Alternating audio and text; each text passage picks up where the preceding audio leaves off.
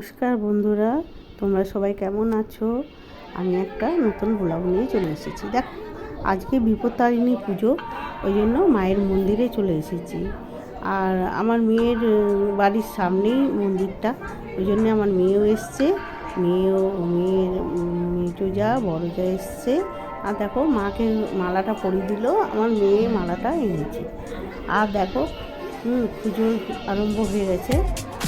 সবাইকে বটের সুতো করে দিই। চলো পুজোটা করে নিই, তারপর তোমাদের সাথে দেখা হচ্ছে। চলো বন্ধুরা, আমার পুজো হয়ে গেছে। সেদিন যা আমি এবার বাড়ি চলে যাচ্ছি। মেয়ে বলছিল মেয়ে বাড়ি যেতে, কিন্তু বললাম এখন যাব না, বৃষ্টি চলে আসবে। চলো টোটো ধরতে হবে। দেখো, আমরা টোটোয় বসে গেছি। আমার সেদিন যা আর আমি বাড়ির দিকে রওনা দিচ্ছি।